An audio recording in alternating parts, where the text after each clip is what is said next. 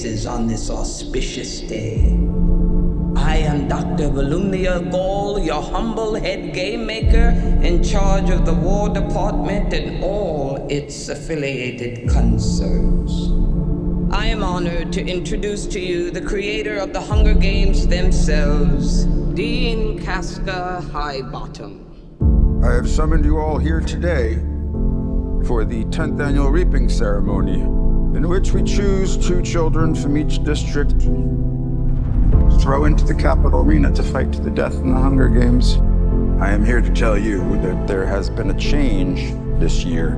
One final assignment to prove your worth.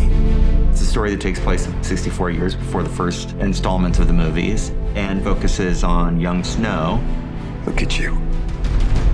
Your makeshift shirt and your too tight shoes, trying desperately to fit in when I know the Snows don't have a pot to piss in. Snow is being groomed to become the man he becomes. As a mentor, your role is to turn these children into spectacles, not survivors. Persuade them to perform for the camera. Lucy Gray, the one who Snow becomes the mentor for and also falls in love with, there's a very naturalistic quality to her, but she's a charmer. She's a musician. She's a performer. She's kind of the anti-Katniss. She's part of the Covey, this kind of roving band of musicians. Snow's never met anybody like her. That romance between them makes Snow question everything he was raised to believe. I think there's a natural goodness born into us all. You know, really, you can either cross that line into evil or not. And it's our life's work to stay on the right side of that line. Part of the love story starts to fall apart, and that is part of the creation of who he becomes. It's the things we love most that destroy us. Most everybody that I work with is coming back. Trish Somerville is doing the costumes for this movie. Joe Willems, who shot Catching Fire, the Mockingjays.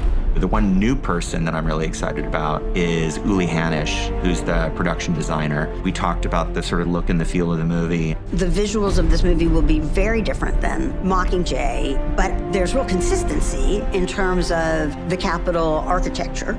We get to sort of reinvent the world of Panem, to sort of deconstruct what the games are that we're sort of used to and go back in time.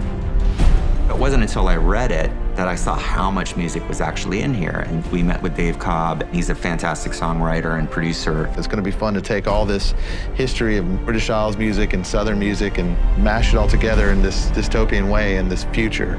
James Newton Howard. It's my 4th Hunger Games film with him. The musical opportunity is great. Relationships are very powerful in the movie. The good and the bad are very clearly laid out. For James and I, it was really fun to explore a new sound for the Hunger Games. Sometimes it's foot stomping and rousing, and sometimes it's haunting, mysterious, and a lot of that is based on the kind of period of the movie itself. But there's going to be some familiar elements as well. Hanging Tree is back in a completely different iteration and treatment. Here, we get to see Lucy Gray coming up with it for the first time.